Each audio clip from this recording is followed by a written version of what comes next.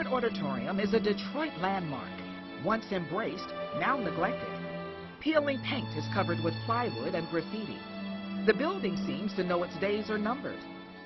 Ford Auditorium opened in 1955 as the home of the Detroit Symphony Orchestra. Set on a prime piece of riverfront property, the auditorium was built with money raised by the Ford family and local Ford and Mercury dealers.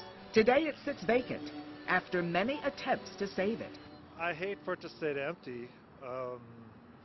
If someone had a use for it, that'd be great.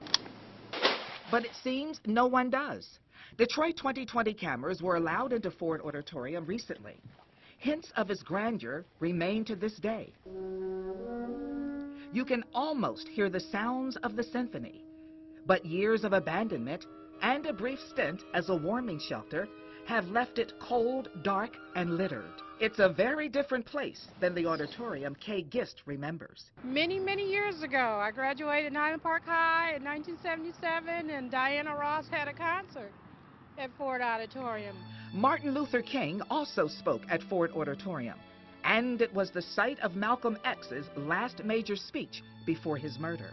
But the acoustics in the auditorium were never well designed for classical music performances. So in 1989, the symphony moved back to a remodeled orchestra hall, and the once grand auditorium began its slow decline. The floor of the stage is buckled in places. Pieces of the curtain lay shredded on the floor, but the rigging remains intact. The lights look like they could shine at any moment. And a specially built organ may still have some rich notes to share. Over the past 2 decades, there's been talk of using the building for an aquarium or a bank headquarters. For 1 year, it was used as a city warming center.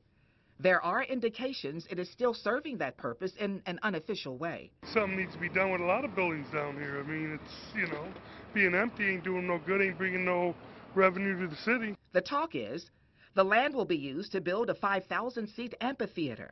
But for now, the Ford Auditorium continues to sit and await its fate.